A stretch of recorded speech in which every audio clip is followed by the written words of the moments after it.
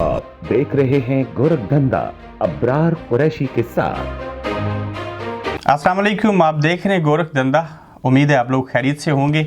आज का एक ऐसा गोरखधंधा जिसका तल्लुक जो है वो करप्शन के साथ जुड़ा है, साबिक आर्मी ऑफिसर के साथ जुड़ा है। एक ऐसे हमारे सहाफ़ी भाई जो कि बड़े सीनियर जर्नलिस्ट हैं, इससे कबल दी न्यूज़ डॉन न्यूज़ के साथ वो काम भी करते रहे। आजकल बैरूनी दुनिया में बैठे एक ऐसी स्टोरी लेके आए जिसके बारे में कोई अखलाकी या किसी और अतबार से जुर्रत नहीं कर सकते, चूँकि हमने इससे कबल देखा नहीं कि ऐसे इदारों के हवाले से जो लोग रिटायर्ड हो गए हों, उनकी इतनी बड़ी प्रॉपर्टीज़ हों, ऐसी चीज़ें हों, फिर वो जब सामने आए तो इतना भुंजाल मच जाए और उसको जो हमारा मीडिया है वो भी कवरेज ना दे। क्या वजूहात होती हैं कि ये लोग जब इतने असासे बनाते हैं, फिर जो लोग सियासत करते हैं, जो सियासतदान हैं, जो इस मुल्क के वज़ीर आज़म भी बनते हैं, जो इस मुल्क के जजेस हैं, उनके ऊपर भी इसी तरह के स्कैंडल्स आते हैं, वो मुल्क से बाहर चले जाते हैं, वो वज़ारत उज़्मा से हट जाते हैं, और जब किसी एक इदारे के रिटायर्ड ऑफिसर के ऊपर बात आती है तो उसको हम गद्दार क्यों कहते हैं? क्या एक सहाफ़ी जो है, एक मुल्क का कोई भी शहरी हो, उसके बारे में हक़ाइक़ के ऊपर मबनी बात नहीं कर सकता? अगर नहीं कर सकता तो उसकी वजूहात क्या होती हैं? अगर कर सकता है तो ये हक़ इसको किसने दिया है? आज के गोरखधंधा में जो मेरा साथ देंगे अहमद नूरानी साहब, यकीनन आपको इनसे सुनने के बाद यकीनन पता चलेगा कि इस कहानी के पीछे क्या चीज़ें हैं। अहमद नूरानी साहब, अस्सलाम वालेकुम। वालेकुम सलाम। आपके टाइम का बेहद शुक्रिया। बहुत शुक्रिया जी। नूरानी साहब, ये बताइए कि ये जो बाजवा से बाजको तक का सफ़र है, ये बाजको नाम आपने पहली बार कब सुना? बाजको का नाम तो जब इन्होंने प्राइम मिनिस्टर के मुख्तलिफ स्पेशल असिस्टेंट्स ने अपने डिक्लेरेशंस जमा करवाए, तो उसके बाद सोशल मीडिया के ऊपर कोई इस तरह की चीज चल रही थी, पिज़्ज़ा चेन्स के हवाले से, और पापा जॉन्स पिज़्ज़ा चेन्स और कोई कंपनी है बाजको, तो इस तरह का जिक्र सोशल मीडिया पे फौरन बात चला था। ये सबसे पहले सोशल मीडिया के जरिए ही मेरे नोटिस में आई बात। अगर ये सलीम बाजवा साहब जो हैं, ये प्राइम मिनिस्टर के मामले खुसूसी ना बनते, आर्मी से ये रिटायर्ड ना होते, सी पैक की जिम्मेदारी इनको ना मिलती, तो क्या ये जो अहमद नूरानी हैं ये इसके ऊपर काम करते?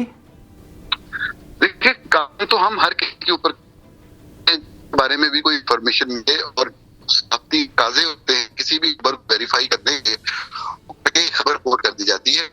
आपका सवाल बड़ा इंटरेस्टिंग है और ट्रिकी मेरे लिए। यकीनी तौर पे मेरा साथ पर्सनल तो नहीं था, तो हो सकता है कि अगर ना बनते और उनके सासे सामने ना आते तो मेरे इल्म में ये बात नहीं थी और मैं अपनी इन्वेस्टिगेशन ना करता। ये में से बिल्कुल है, लेकिन हो सकता है कि वो रिटायर हो जाते, वो साइडलाइन हो जाते, बाद में कोई भी मेरे लिए मतलब उनका किसी भी ओहदे पे फाइल्स होना, उनका किसी भी डिपार्टमेंट में रहना, वो मैटर नहीं करता। मेरे लिए फैक्ट्स मैटर करते हैं। अगर फैक्ट्स ऐसे हो, समझता कि ये एक न्यूज की फॉर्म में लोगों के सामने लाए जाने चाहिए, तो मैं जरूर लाता। लेकिन सरे दस्त इस वक्त जो आपका सवाल है, इस वक्त जो स्टोरी की है, वो बहुत से लोगों के ध्यान में ये भी है कि ये कब शुरू हुई, कैसे शुरू हुई। तो ये यकीनी तौर पे सच यही है कि उनके डिक्लेरेशन सामने आने के बाद इस पे काम शुरू किया गया था। ठीक है नूरानी साहब, फिर एक और उसी जुज़्व का एक सवाल बनता है कि अगर प्राडो गाड़ी की कीमत के ऊपर तहफ़्ज़ात ना होते तो आपकी इन्वेस्टिगेशन शुरू शायद ना हो सकती। इस वक्त जो भी हुआ वो बिल्कुल उनके डिक्लेरेशन जमा होने के बाद हुआ, और अगर ऐसा ना होता तो शायद इस वक्त ये स्टोरी ना होती। आप सही कह रहे हैं। तो अहमद नूरानी साहब, एक जो फॉर्म दिया गया था जिसमें एलिया के बारे में जब उनसे पूछा गया तो उन्होंने लफ्ज़ इस्तेमाल किया नो, और उर्दू में उसको कहते हैं नहीं। तो आपको पहली बार शक कहाँ से गुजरा कि स्टोरी असल कुछ और है और दिखाया कुछ और गया, जिसके बाद आप आगे बढ़े? अच्छा, शक वाली बात नहीं है। मैं आपको तफसील से बता देता हूँ कि ये सब कुछ कैसे हुआ। बल्कि मैं ये लिखना भी चाह रहा था, लिखूंगा भी सही क्योंकि बहुत से लोगों के जहनों में इस तरह के सवालात हैं। बुनियादी तौर पे मैं चूंकि 2 साल से मेन स्ट्रीम मीडिया से अलहदा कर दिया गया था, तो पहले मैं पाकिस्तान में जब था तो वहां पे भी मैंने एक इनिशिएटिव या एक डिजिटल मीडिया ऑर्गेनाइजेशन सेटअप की और उसके प्लेटफॉर्म से काम शुरू किया इस्लामाबाद में, जो कि मुसलसल बुनियादों पे जारी ना रह सका। मुझे फेलोशिप मिली मेजूरी यूनिवर्सिटी में, मैं इधर आ गया तो अभी मैंने दोबारा से अपना प्लेटफॉर्म रीलॉन्च किया था और मैंने काम शुरू किया था। तो आप जैसे जो चंद दोस्त हैं मीडिया में ताल्लुक रखने वाले, उनसे मेरी हो रही आइडियाज दे, देखिए स्टोरी आइडियाज आपस होते हैं, आप उनके ऊपर काम करते हैं। तो मुझे किसी ने कहा कि आप ऐसे करें, ये सब की आई हैं एसेट डिक्लेरेशन, तो आप इसका एनालिसिस करते हैं एक ना। अच्छा, ये बैकग्राउंड कि जी जी जी, तो मैंने इसी से मतलब है कि काम शुरू किया। और जब काम शुरू किया तो जब बाजवा साहब पे आया तो बाजवा साहब की कंपनियां बहुत ज्यादा निकलना शुरू हो गई, इनकी फैमिली मेंबर्स की, इनके बेटों की। तो फिर वो सारा काम रोक के मैंने स्टोरी है वो उधर की। ठीक है, तो मैं क्या आपसे एक ज़ाती सवाल पूछ सकता हूँ अहमद नूरानी साहब कि आपने पाकिस्तान को क्यों छोड़ा? वजह स्कॉलरशिप थी या डर खौफ था या अजीतें थी और सोबतें थी जो बर्दाश्त से बाहर हो गई थी? सोबतें और मुश्किलें जिनका आप जिक्र कर रहे हैं वो पाकिस्तान तो मुतलक होता है और सही मानों में साबित करना चाहता है, वो उसके लिए वहां पे होती हैं, हमेशा से रही हैं। मैं कोई पहला बंदा नहीं हूँ जो इस तरह की किसी चीज का टारगेट बना, माजी में हमलों का निशाना बना, मेरे घरों पे रेड्स हुए, अटैक्स हुए, मेरी फैमिली मेंबर्स को निशाना बनाया गया। ये सब चीजें मेरे से ताल्लुक रखने वाले और भी बहुत से लोग जो यकीनन मेरे से ज्यादा बहादुर और मेरे से ज्यादा प्रोफेशनल जर्नलिस्ट हैं, वो बेचारे फेस करते रहे हैं। तो ये एक चॉइस होती है पाकिस्तान में, आप जर्नलिज्म करें या फिर कोई और काम कर ले। मैं भी कोई और काम शुरू कर लेता तो शायद वो चीजें ना होती। तो मेरे लिए पाकिस्तान में रहने के हवाले से इस तरह की कोई प्रॉब्लम नहीं है। आई ऑन माई कंट्री, और मैं मतलब उसको हर तरह से ऑन करता हूं, बल्कि जो लोग नेगेटिव कैरेक्टर्स हैं मैं उनकी वहां पे मौजूदगी के खिलाफ हूं। तो मुझे ये नहीं है कि मुझे वहां पे खौफ है तो मैं वो रहूंगा नहीं। तो वो एक चॉइस है, एक पर्सनल चॉइस है जिसके तहत मैं जर्नलिस्ट हूं और जिसके तहत मैं जर्नलिज्म कर रहा हूं और जो करता रहूंगा और पाकिस्तान में ही करता रहूंगा। ये मतलब प्रोफेशनल के जो कैरियर होते हैं उसमें मौके मिलते रहते हैं, लोग अवेल करते हैं। मेरे पास जरा फारग था 15 साल में, एक मरतबा भी कभी किसी फेलोशिप पे नहीं आया था। हालांकि लोगों का 3-3, 4-4 साल का कैरियर होता है और 2-3 उन्होंने फेलोशिप कर भी ली होती हैं। तो मैं 15 सालों में इतना बिजी रहा अपने काम में कि कभी भी नहीं निकल सका। तो अल्लाह ने एक अच्छा मौका जब दिया, मौका मिला। तो अहमद नूरानी साहब, क्या आपको इस बात का इल्म है कि लोग आपको गद्दार कहते हैं? जी बिल्कुल, लोग तो खैर नहीं कहते। क्या कहते हैं, कुछ लोग कहते हैं, आप कह सकते हैं। और जो कुछ लोग कहते हैं उनमें भी जब ये कैंपेन चली मेरे खिलाफ इस स्टोरी के बाद कि मेजर गौरव की कोई वीडियो है और उसके बुनियाद पे मेरी स्टोरी है, तो पहले मैंने इग्नोर किया। जब वो कैंपेन जरा ज्यादा हुई तो मैंने जाके वो वीडियो देखी, तो उसके अंदर सिर्फ वो पापा जॉन्स फ्रेंचाइजेज और उनकी तादाद का या यूएई में कोई रियल एस्टेट के बिजनेस का जिक्र था। ये 2 पॉइंट्स थे, कोई भी शख्स उसको दोबारा जाके सुन सकता है। तो मेरी स्टोरी में रियल एस्टेट दुबई का जिक्र ही नहीं है, दुबई में रियल एस्टेट का शायद बिजनेस है ही नहीं इनका, ये फैक्ट ही गलत था, नंबर 1। नंबर 2, पापा जॉन फ्रेंचाइजेस, जैसा कि आपने इंटरव्यू शुरू किया तो मैंने आपको शुरू में बता दिया, आपने पूछा आपको पहली दफा कब नाम सुनने में मिला, तो मैंने आपसे कहा कि सोशल मीडिया से सुनने में मिला। तो वो तो पहले ही चल रहा था। तो पाकिस्तान में नॉन लोगों में से सिर्फ एक साहिबा हैं जो सहाफत के शोबे से मुंसलिक हैं, नसीम ज़हरा नाम है उनका। नॉन ज्यादातर फेक अकाउंट्स या फेक किस्म के लोग, उन्होंने सोशल मीडिया पे बात लिखी, सामने आके इस तहरीक को मेरे खिलाफ इस लीड, और मैं चाहूंगा कि वो जब मैं आगे चलूं इस सारे मामले में तो वो कोई सबूत पेश करें कि किस तरीके से वो कहती हैं कि लार्जली बेस्ड है मेरी जो इन्वेस्टिगेशंस है वो उस वीडियो के ऊपर, जिसमें सिर्फ एक पॉइंट है पापा जॉन्स का, और मेरी स्टोरी में पापा जॉन्स का जिक्र सिर्फ 2 हवालों से है कि ये सारा का सारा बिजनेस जो है ये बुनियादी तौर पे जॉइंटली ऑन था बीवी अहलिया जो है मोहतरमा फर्रुख ज़ेबा जनरल आसिम सलीम बाजवा की, ये वो ऑन करती हैं, जॉइंटली ऑन करती हैं। और ये कि आसिम बाजवा साहब ने अपनी डिक्लेरेशन में जो बयान किया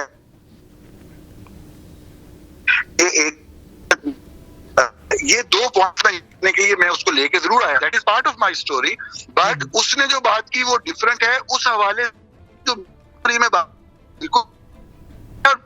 में 13 सेक्टर का जिक्र है स्टोरी में, कम से कम 26 या 27 मेन पॉइंट्स हैं, और वो कह रही हैं कि एक पॉइंट सिर्फ उन्होंने वहां पे सुन लिया और साफ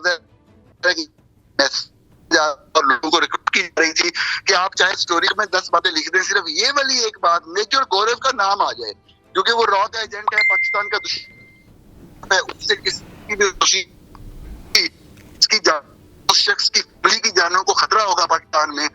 ये करवाया जा रहा था मुख्तलिफ लोगों से, और नसीम ज़ारा साहबा ने ये किया, और ये तारीख फैसला करेगी, अब आने वाला वक्त फैसला करेगा कि मेरा काम जर्नलिस्ट का प्रोफेशनल था या नसीम ज़ारा साहबा का ये इस तरह से इस्तेमाल होना जो है वो जर्नलिज्म का हिस्सा था। तो एमन नूरानी साहब, कभी जिंदगी में ये जो भारतीय मेजर जिनका आपने नाम लिया, इनसे कभी आप मिले या फोन पे बात हुई? मेरी इनसे नहीं जी, कोई किसी भी किस्म के किसी भी भारतीय ऑफिसर या किसी से कभी किसी किस्म का कोई राब्ता नहीं हुआ। और आपको पता ही है पाकिस्तान के अंदर इस तरह के इल्जामात क्यों लगाए जाते हैं, किस लिए लगाए जाते हैं, और जब जवाब ना हो तो फिर यही काम किया जाता है। बिल्कुल ऐसे ही है। एमन नूरानी साहब, अगर आप जिस मुल्क में मौजूद हैं वहाँ पे कानून है, लॉ है, एक पूरा सिस्टम है, बाजवा साहब कभी टिकट कटाएं, वहाँ पे आ जाएं और आपको सू कर दें, आप बच जाएंगे? जी देखिए, अदालत के अंदर जब कोई मामला जाएगा उसमें क्या होगा मैं तो उस पर कमेंट नहीं कर सकता, लेकिन बुनियादी बात यह है कि अगर मुझे किसी भी अदालत में बुलाया जाएगा तो मैं खुद वहां जाऊंगा, और मैं लोगों के सवालों का जवाब देने का भी, और अदालत के अंदर भी अगर मेरे से कोई बात पूछी जाएगी तो उसका जवाब देने का भी। और जो भी चीजें मैंने अपनी स्टोरी के अंदर लिखी हैं उनके डॉक्यूमेंट्स ऑलरेडी अपलोडेड हैं, और तमाम डॉक्यूमेंट्स वो अपलोडेड और होगी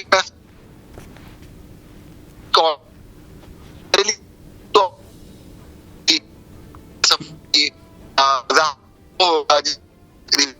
मान लिया है।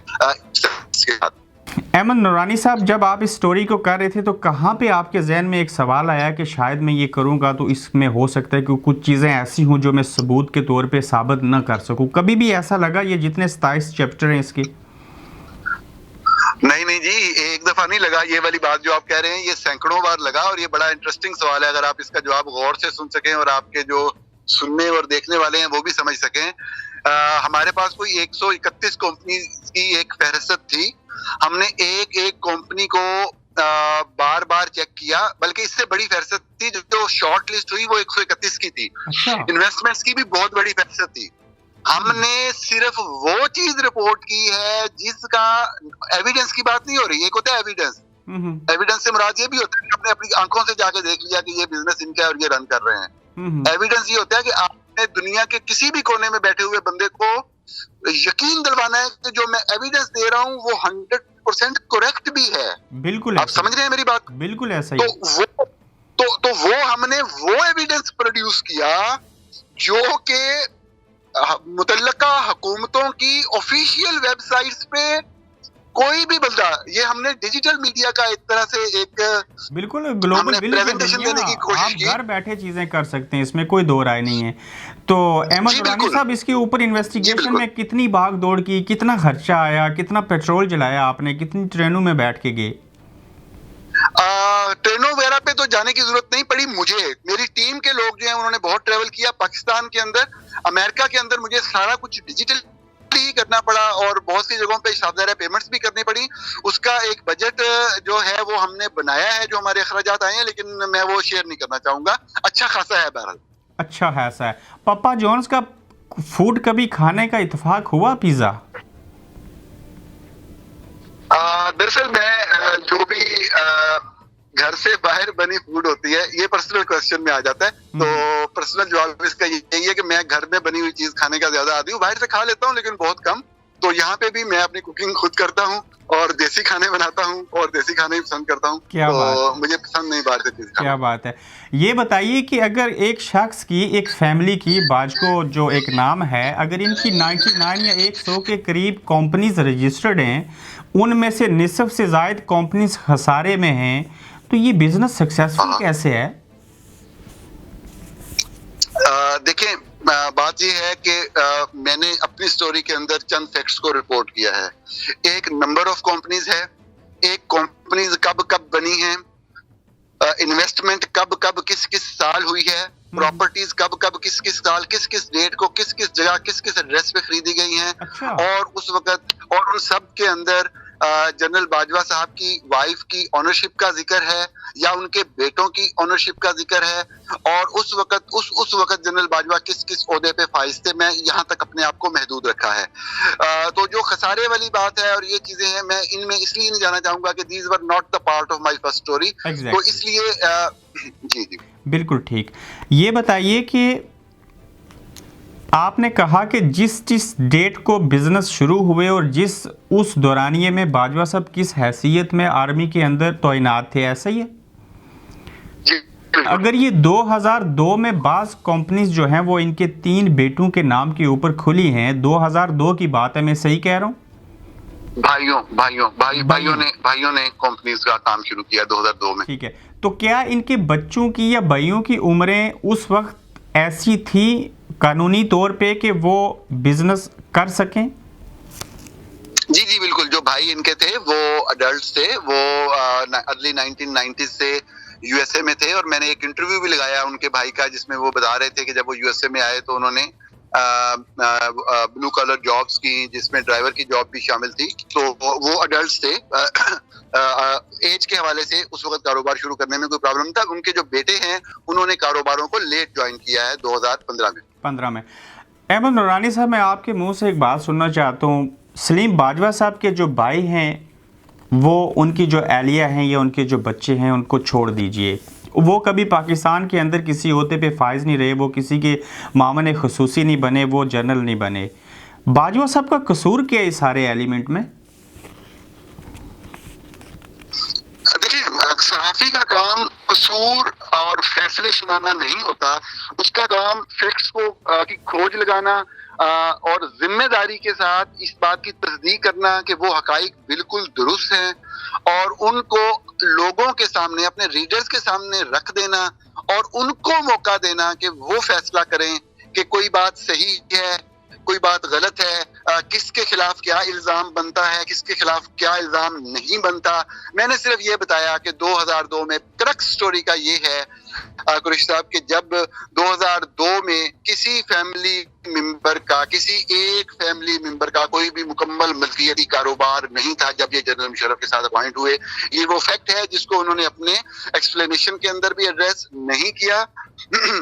नंबर 1 बात, और नंबर 2 बात ये है कि उसके बाद जब जो कारोबार बनते गए, इन्वेस्टमेंट्स होती गई, प्रॉपर्टी खरीदी जाती रही, वो उनके ओहदे कैसे कैसे बदलते गए, मैंने सिर्फ वो तफासील दी हैं। मैंने कोई इल्जाम नहीं लगाया, लोगों के सामने हकाइक रखे हैं। ये लोगों का काम है कि वो इससे कोई भी राय बनाए या ना बनाए। इसमें कोई दो राय नहीं है। बड़ी खूबसूरत बात कर दी आपने। अहमद नूरानी साहब, धमकियों की तादाद कितनी है? वो अनकाउंटेबल है। वो मैं अब पहले एक दिन मैंने काउंट करके जो कत्ल की धमकियां थी वो 100 से जब जायद हुई तो मैंने एक ट्वीट कर दिया कि कोई भी शख्स पाकिस्तान से आवाज नहीं उठा रहा तो मेरे लिए, तो उसके बाद से मैंने फिर वो काम छोड़ दिया धमकियों वाला काउंट करने वाला। तो क्या किया जाए, ये अनफॉर्चुनेटली कल्चर है पाकिस्तान का, और इस तरीके से मामलात पे कंट्रोल रखा जाता है धमकियों से, थ्रेट्स से। और सबसे ज़्यादा बात धमकियों और थ्रेट्स से निकल के फिजिकल हमलों पे और अटैक्स पे और किडनैपिंग्स पे और किलिंग्स तक जाती है। ये हम जैसे मुल्कों का अलमिया है, लेकिन यकीनन आपके दिल में भी उम्मीद होगी, हम भी इसी उम्मीद के तहत जी रहे हैं और काम कर रहे हैं कि ये वक्त बदलेगा, ये दिन बदलेंगे। इंशाल्लाह ज़रूर दिन बदलेंगे। जब आपने ये सुना कि आपने सीप बैग का सत्यानाश कर दिया, आपके ऊपर गद्दार का टाइटल लगा, तो पहला जुमला क्या आया जहन में? आपने क्या कर दिया ऐसा? नहीं, जुमला तो कोई नहीं आया। मैं तो हंस रहा था वो सारा देख के, क्योंकि सी पैक जब शुरू हुआ, मैं कोई आज के दिन मैंने सहाफत शुरू नहीं की। मैं 15 साल से इस कारजार में, इस राह में भटक रहा हूँ। तो सी पैक जब आया तो उसकी भी एक तारीख है कि पाकिस्तान में किस तरह से मुख्तलिफ ताकतवर कुव्वतों ने सी पैक के प्रोजेक्ट को, साफ ज़ाहिर है कि ये तो हकीकत है, अब एक बात हकीकत है, दूसरी को बीच में मिला के ड्रामा किया जा रहा था कि इंटरनेशनल एक पॉलिटिक्स है। आप जानते हैं सी पैक जो है वो चाइना के तावन से चलने वाला एक प्रोजेक्ट है, एक मंसूबा है पाकिस्तान के अंदर, और जो बैनुल अक़वामी सियासत है उसमें अमेरिका चाइना का हरीफ है, और अमेरिका चाइना के किसी भी ग्लोबल वेंचर की मुखालफत करता है जिसमें सी पैक भी शामिल है। तो अमेरिका सी पैक का मुखालिफ है। तो हमारी जो ताकतवर कुव्वतें थी वो चूंकि अमेरिका की गोद में बैठी, हमेशा अमेरिका से क्लोज रही, तो सी पैक को सैबोटाज करने के लिए एक साजिश का आगाज हुआ पाकिस्तान में 2014 में। चाइनीज प्रेसिडेंट का दौरा जो है वो भी मुलतवी करवाया गया और जो कुछ हुआ, तो हम वो लोग थे जिन्होंने उस वक्त जब ये सी पैक स्टार्ट हो रहा था तो हमने इसको एक कौमी मंसूबा, पाकिस्तान की बेहतरी का मंसूबा समझते हुए इसके साथ खड़े हुए, और शायद उस वक्त भी और उस वक्त भी चंद लोग ही थे जो इसके साथ खड़े हुए और हमने इसके लिए इसको डिफेंड किया हर फोरम पे। तो हम तो उन लोगों में से हैं जिन्होंने शुरू दिन से इसको साथ लेके चले और इसका 70-80% काम मुकम्मल हुआ। तो एक शख्स जो अभी चंद दिन पहले आके अपॉइंट हुआ जिसका किसी किस्म का कोई ताल्लुक नहीं ऑनगोइंग प्रोजेक्ट से, ऐसी सूरत में जबकि सी पैक अथॉरिटी नाम की जो चीज है वो कानूनी तौर पे भी एग्जिस्ट नहीं करती, तो वो कैसे हमला हो सकता है जबकि स्टोरी सिर्फ उसकी जात के बारे में, उसके कारोबार, उसके फैमिली के कारोबारों के बारे में है। एमन वाली बात थी। एमन नूरानी साहब, जब भी कोई इंसान सच्चाई के ऊपर बात करे तो ये पैगंबरों से आज तक होता है, उसके सामने बाज लोग खड़े होते हैं।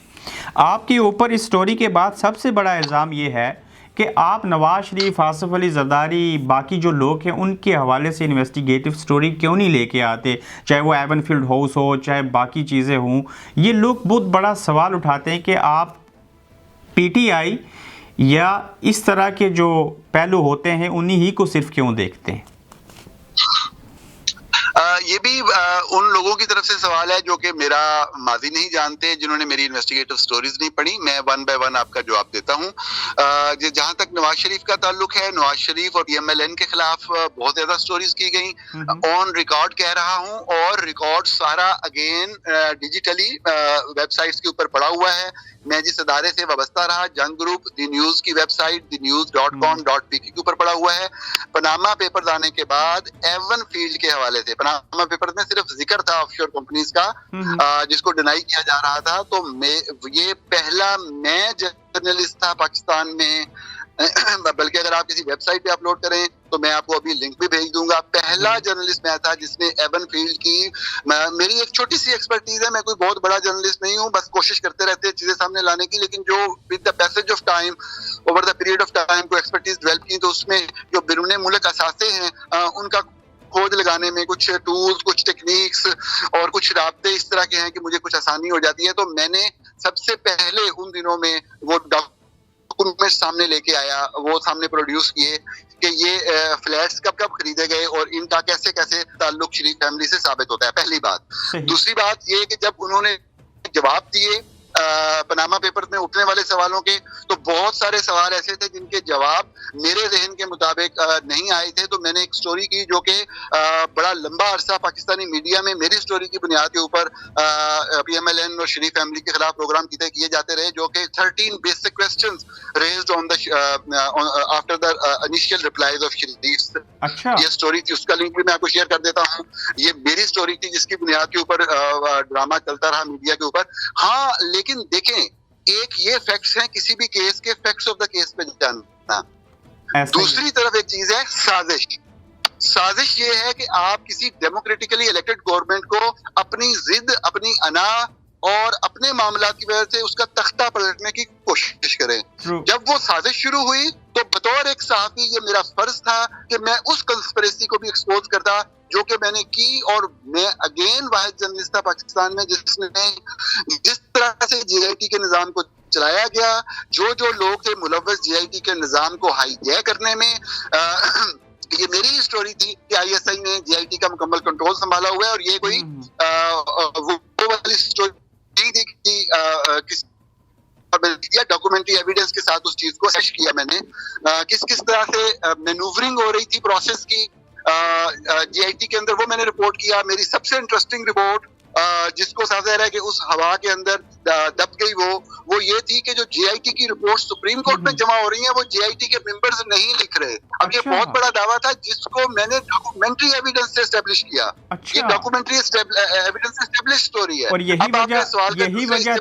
यही वजह थी कि अहमद नूरानी को मीडिया से दूर कर दिया गया। बहरहाल मैं उस पर कमेंट नहीं करूंगा, वो लोग इसके ऊपर रायजा नहीं कर सकते हैं। अगला आपका पार्ट पीपल्स पार्टी था। मैं आपको बस इतना बता सकता हूं कि जब पीपल्स पार्टी गवर्नमेंट में थी तो पीपल्स पार्टी के मिनिस्टर से मुराद इंफॉर्मेशन मिनिस्टर, अगर हर प्रेस कॉन्फ्रेंस में नहीं तो महीने 2 महीने बाद ऐसी प्रेस कॉन्फ्रेंस आ जाती थी जिसमें मेरा नाम लेके बात होती थी। बिल्कुल कि ऐसा मैं ही है। इंतहाई बाइस जर्नलिस्ट हूँ, मैं इंतहाई गलत जर्नलिस्ट हूँ, ये सब कुछ होता रहा। जो ब्रूनी असासाजात थे आसिफ अली जरदारी साहब के न्यूयॉर्क में फ्लैट के हवाले से, वो स्टोरी भी मैंने जंग के लिए रिपोर्ट की थी सबसे पहले। अच्छा।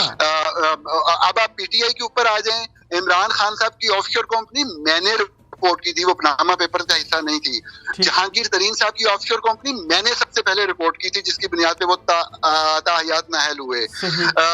मोहतरमा अलीमा खान जो कि बहन है इमरान खान साहब की, उनकी जो अमेरिका में प्रॉपर्टी जो अनडिक्लेयर्ड प्रॉपर्टी थी, वो मैंने रिपोर्ट की थी। तो मेरी एक एक्सपर्टीज है कि मैं जो फॉरेन एसेट्स हैं उनको उनका खोज लगाता हूँ, उनको रिपोर्ट करता हूँ। मैं अपने मामलात में कमजोर हो सकता हूँ, किसी जगह पे मेरे से कोई गलती सरजद हो सकती है, साहब जरा मैं फरिश्ता या वो नहीं हूँ, लेकिन ये सारे काम मैं करता रहूँ, सबके खिलाफ किया।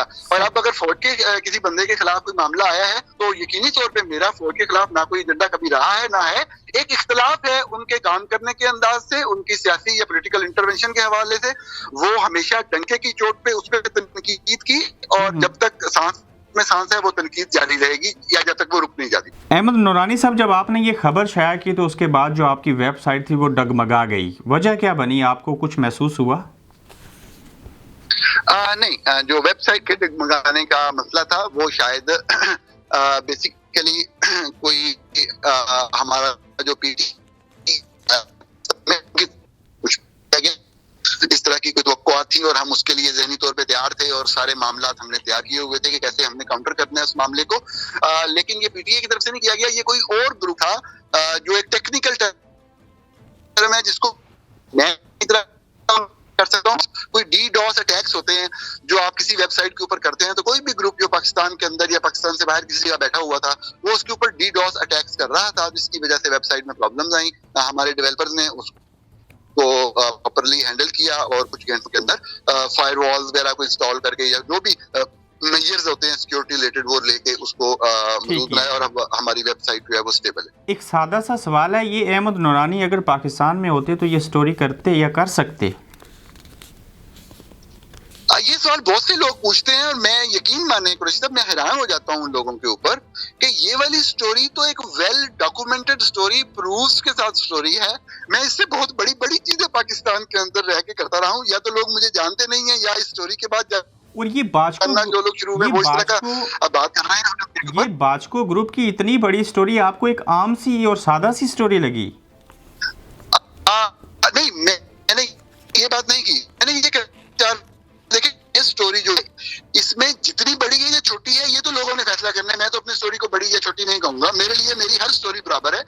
स्टोरी के बारे में हमारे यहाँ जर्नलिज्म में कहा जाता है कि स्टोरी जो होती है किसी भी जर्नलिस्ट की, वो उसके बच्चों की तरह होती है। तो अपने सारे ही बच्चे अच्छे लगते हैं, अपनी हर स्टोरी अच्छी लगती है बंदे को। तो बड़ी है छोटी है ये फैसला रीडर्स करते होते हैं। लेकिन मैं कहना ये चाह रहा हूँ कि ये स्टोरी थी वेल डॉक्यूमेंटेड।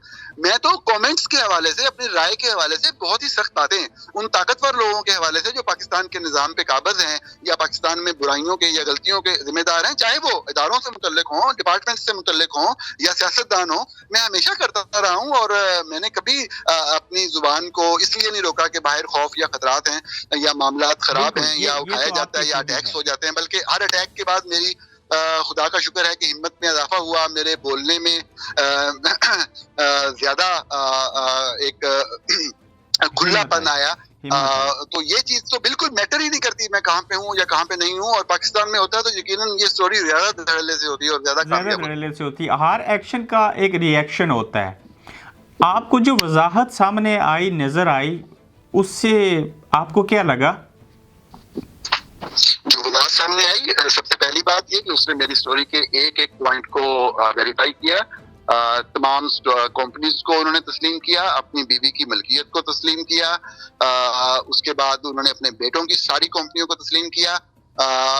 एक बात उन्होंने कही, दो बातें जो उन्होंने कही वो बताना भी प्रोफेशनली मेरी जिम्मेदारी है, मेरा फर्ज है। उन्होंने कहा कि उनकी बीवी ने डिसइन्वेस्ट कर लिया था चंद दिन पहले जब उन्होंने वो अपना जो एसेट डिक्लेरेशन जमा करवाया, लेकिन उन्होंने उस हवाले से कोई दस्तावेजात पेश नहीं की।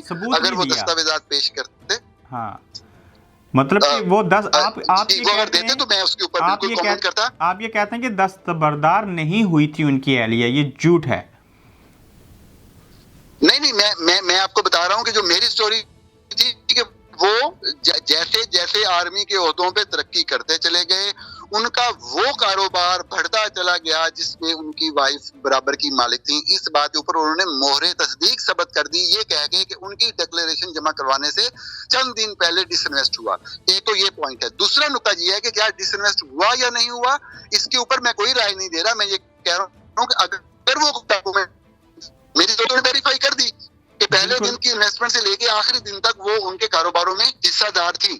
अब जो डिसइन्वेस्ट किया उसका डॉक्यूमेंट दे, हम उसको वेरीफाई करके लोगों को रिपोर्ट कर देंगे। और इसके बाद जो उन्होंने अगली बात की अपने बेटों की कंपनीज की कंपनी डोरमेंट है, मैं सिर्फ आपका ये कहूंगा कि मेरे पास बहुत से एविडेंस हैं, बिल्कुल डोरमेंट। चंद देखिए, आप 20 कंपनीज खोलते हैं, उसमें से 4-5 तो डोरमेंट हो सकती हैं। 4-5 सारी कंपनियां, सारे कारोबार तो कामयाब नहीं होते। उनकी बहुत सी कंपनियां बहुत अच्छा कारोबार करती रही हैं और कर रही हैं। इस सब चीजों के दस्तावेज शायद मौजूद हैं और जो वक्त आने पे लोगों के सामने लाए जाएंगे।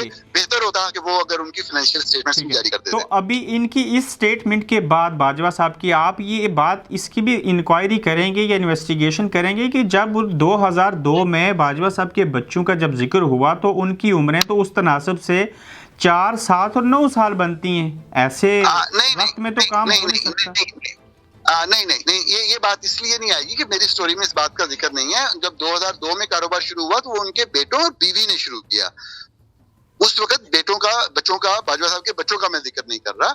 वो वाली बात को बाज लोगों ने गलत समझा है और ऐसी कोई बात स्टोरी में नहीं लिखी हुई। ये भाइयों के ने कारोबार शुरू किया था, बेटे बाद में आए हैं। लेकिन बेटों के हवाले से भी वो ये बताने के पाबंद हैं कि उन्होंने जितनी कंपनीज खोली पाकिस्तान के अंदर 13-14 कंपनीज, या यूएई के अंदर 3-4 कंपनीज, या अमेरिका के अंदर 3 कंपनीज, या जो प्रॉपर्टीज खरीदी, इसका सरमाया उन्होंने कहां से हासिल किया। अगर वो अडल्ट भी हो चुके थे तो देखें, एक फैमिली है जो कि बहुत ही बड़ी इंडस्ट्रियलिस्ट फैमिली है, उसके बच्चे को प्रॉपर्टीज खरीदते हैं तो वो कह सकते हैं जी हमारी इंडस्ट्री है, हमारे ये टैक्स रिटर्न्स हैं, हमारे ये जायदादें हैं, ये अथाते हैं, हमारे बच्चों ने खरीद ली, तब सवाल नहीं उठेगा। बाजवा साहब के केस में सवाल उठता है क्योंकि मैंने उनकी फैमिली का 1950s और 1960s से जो रिकॉर्ड है वो सारा पेश किया है कि उनके माली मामला क्या थे, उनको सिर्फ जवाब देना है कि उनके बच्चों ने ये इतनी बड़ी इन्वेस्टमेंट नूरानी साहब, अगर आपने पाकिस्तान का खुद जिक्र कर ही दिया है कि वहाँ पे कैसे कैसे और कब कब चीज़ें हुई, तो उनका जो इस्लामाबाद में एक बहुत बड़ा महल या मैं उसको फार्म हाउस कहूँ, उसको आपने मेंशन नहीं किया। आपने अगर स्टोरी गौर से पढ़ी है तो आपको पता लग गया होगा कि ये सिर्फ बिजनेसेस के बारे में है, जो कि उनके बिजनेसेस दुनिया भर में इन 4 ममालिक में थे, या अमेरिका में प्रॉपर्टीज के बारे में। पाकिस्तान के बारे में प्रॉपर्टीज तो मैंने काम ही नहीं किया। पाकिस्तान में बहुत सारी प्रॉपर्टीज हैं उनकी जिन पे बात हो सकती थी, लेकिन कुछ तो उनमें से वो डिक्लेयर कर चुके थे अपने उसके अंदर, वो चीजें छप चुकी थी, तो उसको रिपीट करना, ये वही वाली बात सोशल मीडिया के ऊपर वो बात को चल रहा था। तो वो खातून नसीम ज़ारा जो है वो कहती हैं कि जी मेरी स्टोरी उस वीडियो पे बेस है, तो जो चीज पहले चल चुकी हो उसके ऊपर तो एक तहकीकाती सहाफी काम नहीं करता ना, उसको तो रिपोर्ट नहीं करता। तो लेकिन साफ ज़ाहिर है बहुत सारी चीजें थी प्रॉपर्टीज के हवाले से ऐसे, लेकिन मैंने अपनी स्टोरी को उनके बैरून मुल्क बिजनेसेस और अमेरिका के अंदर प्रॉपर्टीज या पाकिस्तान में बनाई गई कंपनीज तक महदूद रखा। आप किसी एक भी प्रॉपर्टीज पे काम नहीं किया। ठीक है, आप किसी एक भी प्रॉपर्टी के पास फिजिकली गए? मेरी टीम के लोगों ने पाकिस्तान के अंदर 6 मुख्तलिफ शहरों में काम किया और 6 मुख्तलिफ शहरों में मुख्तलिफ इदारों में गए और चंद दफातर का भी मुआयना किया जो कि इनके कारोबार से मुतल्लिक पाकिस्तान में लाहौर में चलते थे। बिल्कुल ठीक हो गया। पाकिस्तानी मीडिया से गिला शिकवा? मीडिया से गिला शिकवा तब हो सकता है कुरैशी साहब जब मीडिया आज़ाद हो। मीडिया में बहुत से अच्छे लोग हैं, इतने अच्छे लोग हैं जिनसे हमने सीखा है। अगर आप मेरी तारीफ करें तो मैं कहूँगा नहीं, मेरी तारीफ ना करें, आप फलां फलां बंदे की तारीफ करें कि मैंने उन लोगों से सीखा। बड़े प्यारे लोग हैं, लेकिन सब ज़ाहिर है मखसूस हालात हैं पाकिस्तान के, बहुत से मामलात होते हैं वो नहीं बोल सके, नहीं बात कर सके। मुझे मीडिया में लोगों से शिकवा अगर है तो सिर्फ ये है कि खबर को रिपोर्ट ना करना या करना ये उनका स्वाबदीद होती है, उनका हक होता है। हो सकता है वो लोग ये कहें कि हम आपकी खबर को इस काबिल ही नहीं समझते थे कि इसको रिपोर्ट करें।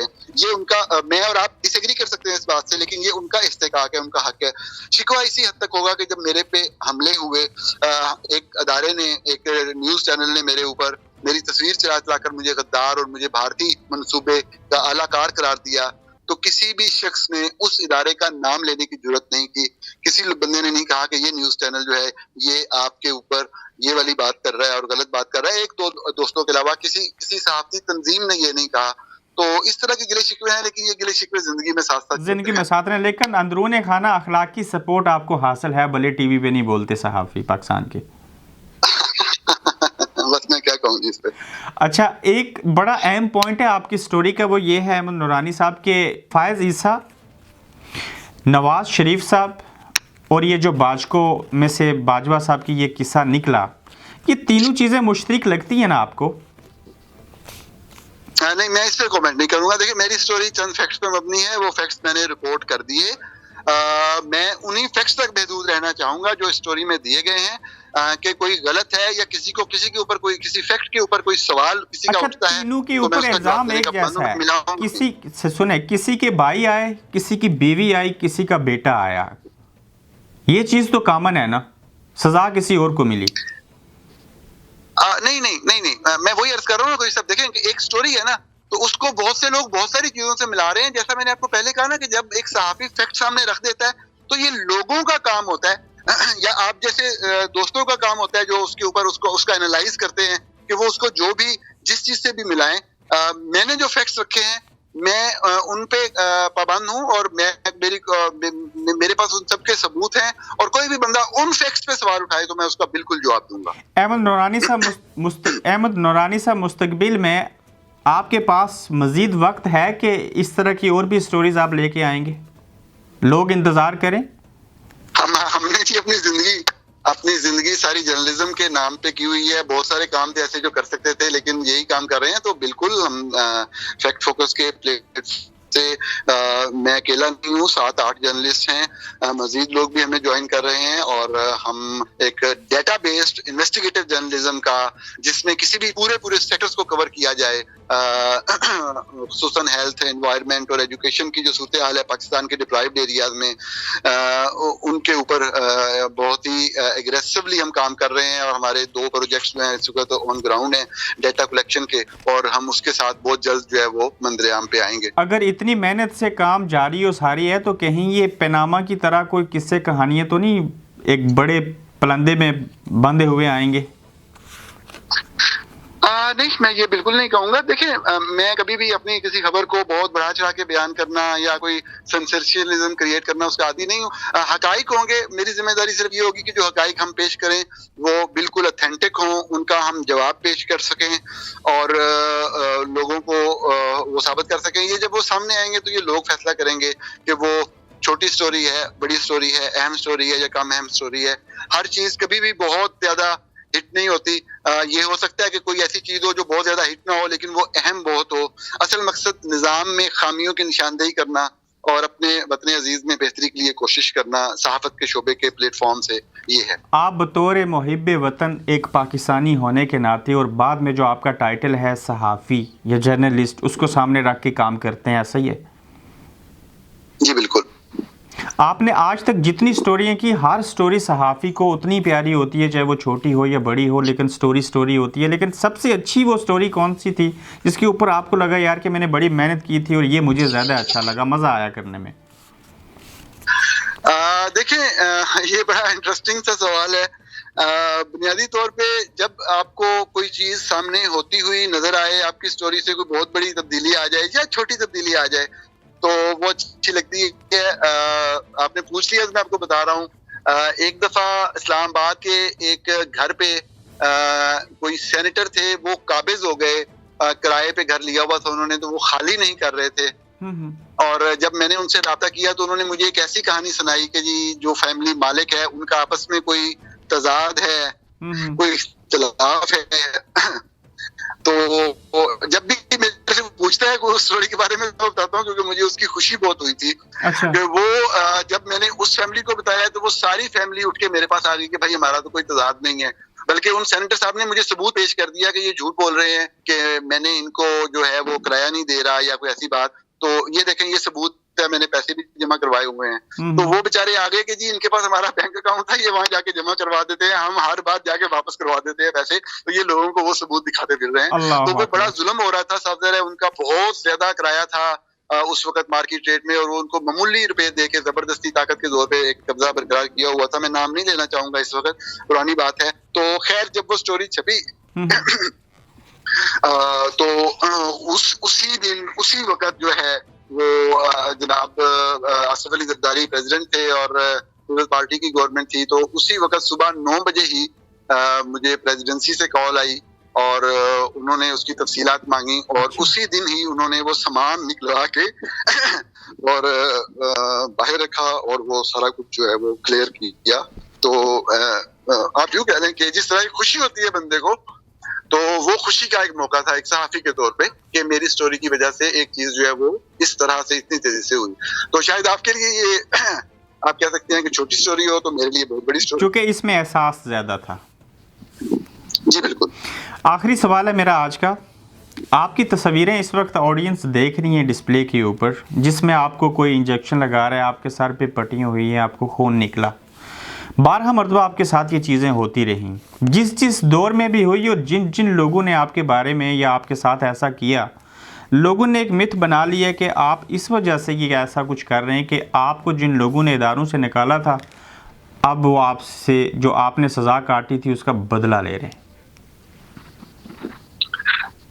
बात बड़ी सादा सी है। क्या उस वाकये से पहले जब मेरे पे अटैक किया गया, क्या मेरे पे पहले कोई अटैक नहीं हुआ था, या उससे पहले मेरे कोई व्यूज डिफरेंट थे?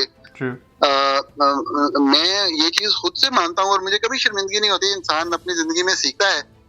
मैंने अपने कैरियर के शुरू में चंद ऐसी चीजें की होंगी जो गलत थी, जो मेरी अंडरस्टैंडिंग सही नहीं थी, और लेकिन ये है कि ओवरऑल मेरा हमेशा ही एक ही नुक्ता नजर रहा कि आइन और कानून की हुक्मरानी होनी चाहिए, और उसके लिए काम करते हैं। देखिए, काम कभी भी हर बंदे को पसंद नहीं आता।